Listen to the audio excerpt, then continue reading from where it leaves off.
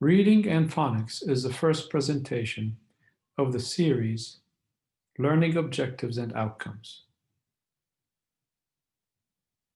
The SMILES program, being a literacy program, includes learning objectives that reflect the various skills and competencies of literacy.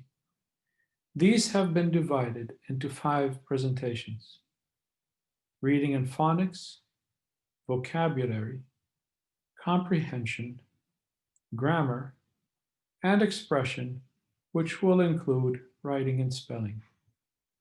Since outcomes map directly onto the learning objectives of the program, these presentations will focus on reviewing the learning outcomes of each objective and presenting assessment recommendations. The assessment rubric recommended by SMILES presents a simple scale that maps onto each achieved level of skill. The program identifies 4 levels of skill: emerging, developing, proficient, and mastery. To keep matters simple, the assessment scale is based on the degree of independence with which a student can perform a particular task. A skill that is still emerging is simply a skill that the student cannot perform. This is listed on the scale as number 1, I cannot. As students gradually acquire knowledge and develop their skills, they also develop greater degrees of independence and require less help in accomplishing tasks. This is reflected in the scale as numbers 2 and 3. I can with much help, and I can with some help. Skill level continues to develop until the student can independently and without help successfully complete required tasks, at which point the student has mastered the skill, which is number 4, I can on my own. Literacy as a whole takes time to develop. Some skills are acquired early, while others take more time to develop.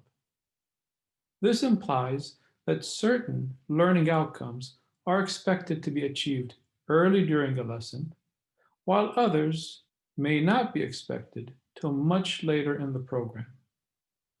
For example, identifying the sound a letter makes, which is a sound-letter association, ought to occur early in a lesson. On the other hand, composing rhyming words takes months to develop. The following section will list and elaborate on the 15 learning objectives and outcomes listed for reading and phonics. They are divided into 6 sets: sounds and letters, phonemic awareness, rhyme, words, sentences, and reading, as in reading stories. Let's start with the first set of learning objectives and outcomes. These pertain to sounds and letters. R1, or reading 1, is the ability to identify the sound a letter makes. R2 reflects the ability to identify the letter in both its upper and lower case forms. These are basic skills that students should acquire early on in each lesson. Therefore, formative assessment should ensure timely intervention and early acquisition of these basic skills. This is an example of an activity that may be used to assess the first 2 learning outcomes. Students are presented with a letter in its capital and small forms. It is best to present the letter in black font. Presenting the letter with color will inadvertently direct students to the correct answer. Questions that may be asked include: what is the name of this letter? Which one is the capital letter? Which one is the small letter? What sound does this letter make? The second set of learning outcomes focuses on phonemic awareness.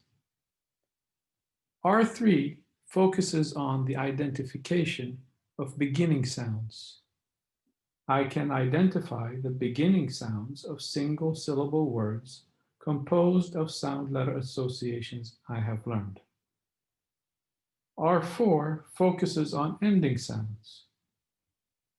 And the fifth on identifying all the individual sounds of a word in order. Although students will encounter multisyllabic words and will eventually develop the reading skills required for reading them, only single-syllable words are suggested for assessing these learning outcomes. Note that these learning outcomes are a work in progress. As new sound-letter associations are added during the course of the program, student skills at identifying these sounds should also develop. When assessing the learning outcome of phonics skills, the term beginning of words refers to the consonants that precede the word's vowel, while the term ending refers to the word's vowel and any subsequent consonants. Phonemic awareness is an auditory-based skill. This means that assessments should be conducted orally. Students listen carefully to a spoken word, repeat it, then identify the requested sounds, such as the beginning, ending, or the individual sounds of the word. The activities circle the picture and color the picture are examples of activities that can be used to assess phonemic awareness, specifically for beginning sounds. Note that asking students to name each picture as part of the assessment also assesses their vocabulary. So to focus the assessment on phonemic awareness alone, the instructions should be to listen to each word individually and then to indicate whether or not the word begins with the intended sound. This instruction takes into account that some words may begin with a sound that has not yet been introduced. This is another example of an activity that may be used as an assessment. The instructions require students to name each picture, identify its beginning sound-letter association, and to spell its ending. These instructions clearly indicate that more than one skill is required to complete such an assessment. Vocabulary, by correctly naming the picture. Phonemic awareness, by identifying the beginning and ending sounds of each word.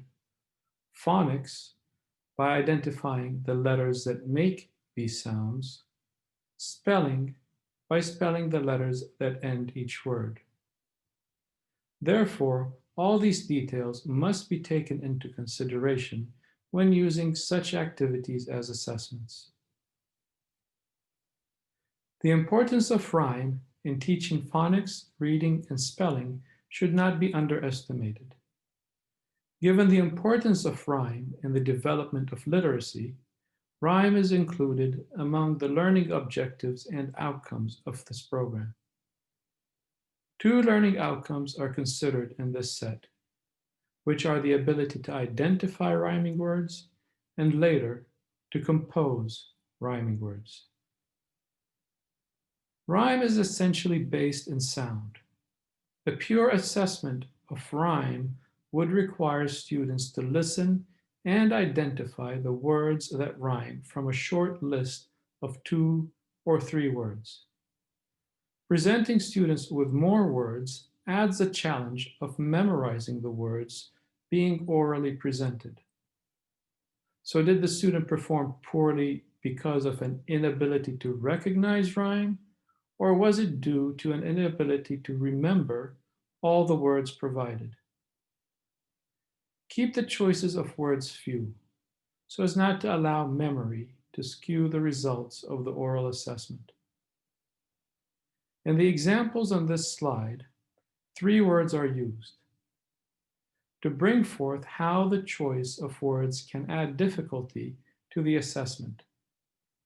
Note that in each of the 3 groups of words, only 2 words rhyme, bat and cat. The choice of the 3rd word included in each group changes the difficulty of the assessment. Word endings that do not share a sound with others in its group are easier to pick out, such as the word bus from among bat and cat. But when a word ending has a shared sound, such as the vowel in pan or the ending consonant in pot, it becomes slightly harder to identify the rhyme in words. This is another example of an assessment for identifying rhyming words. When students are required to identify written rhyming words, they likely do so by visually identifying the ending spelling rather than the ending sounds. In such assessments, students should read the 2 words aloud and identify the common ending sounds that are shared.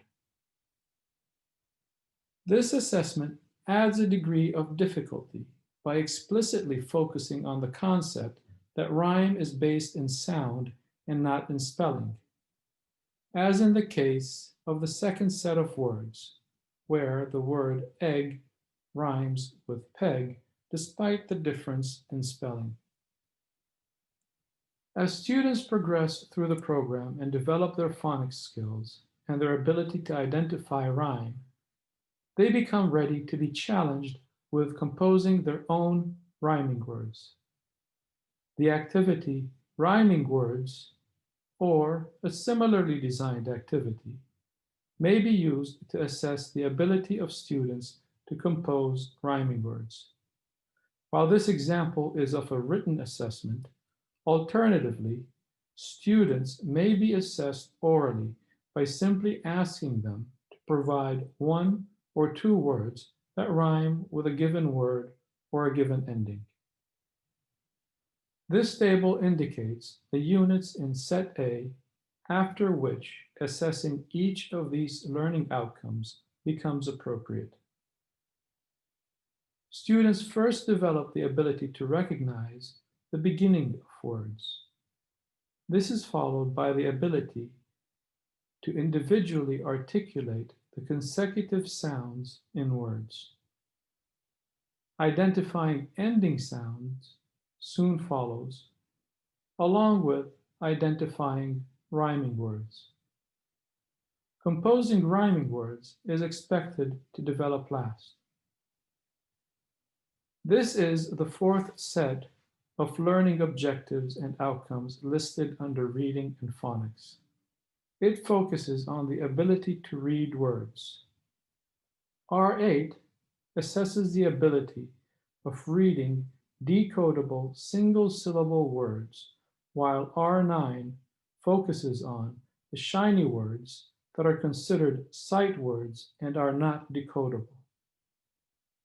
As indicated in the phrase, "I have learned," present in each of these 2 statements, these learning outcomes are assessed as students advance through the program, and each is limited at any point in time by what students have learned thus far.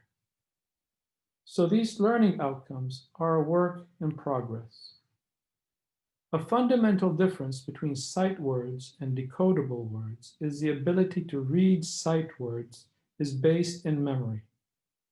Students learn to memorize and read the whole word as one unit, while decodable words are read by identifying the individual sounds of each letter in a given word.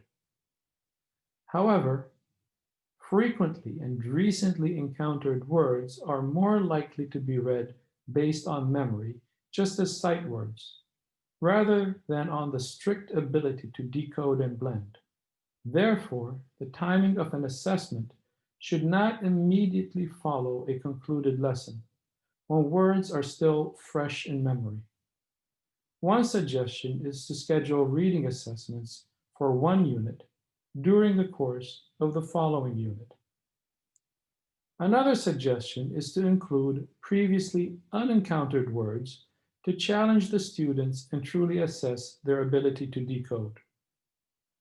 A glossary of words that ought to be readable by the end of each unit is provided in the appendix of the teacher's general manual.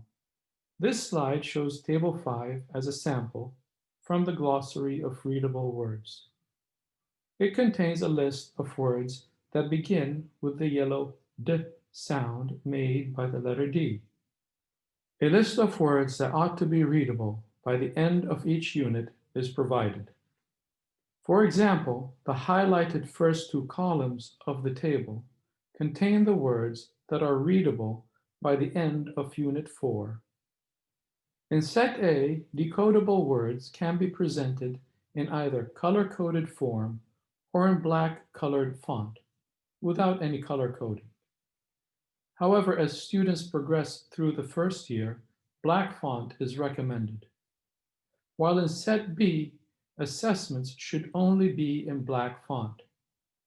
Remember, the color code is like a training wheel on a bicycle. It is there to simply help students build the sound letter association.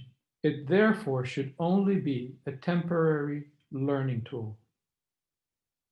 The fifth set of learning outcomes is related to the ability to read sentences. The first three are 10, 11, and 12, deal with the directionality of reading, left to right, up to down, and page by page. These are skills that ought to be acquired early on during the course of the program. Identifying punctuation and abiding by it while reading takes time to develop. Such an outcome should only be expected and assessed later during the first year. The inclusion of expressive reading, R14, I apply appropriate intonation while reading, is a learning outcome that is intended to bolster reading fluency and comprehension. It indicates that students can recognize the underlying emotion and the context of a sentence. This outcome also takes time to develop and is more appropriately assessed in the later stages of the program. The final set consists of a single learning objective and outcome, the ability to read a story, or in some lessons, a poem. This is the final challenge, the skill towards which all other skills are building up towards. But reading stories takes time to develop, and like other learning outcomes that are expected to grow and develop over time, it is a work in progress. It is recommended that reading progress be tracked and recorded over time, based on a 3-point assessment scheme, which is similar to that introduced at the beginning of this presentation. The scale depends on the degree of independence with which students can read a particular story. 1 star is awarded if the student can read the story, but with much help. 2 stars for reading the story with some help. And 3 stars if they require no help at all and can read the story independently. The reading progress tracker provided by Smiles is referred to as My Reading Stars. For each story or poem in the program, students can be assessed at different times during the 2 years and can thus claim a star for improved performance at any time during the course of the program. The goal would be to master reading all the stories and poems provided by the end of the program. Even during their second year, students should be permitted to claim their reading stars on stories from Set A. Again, the skill of reading takes time to develop, and each student will develop at their own individual pace throughout this 2-year journey. This concludes the first presentation of the series. The second presentation explores the learning objectives and outcomes for vocabulary.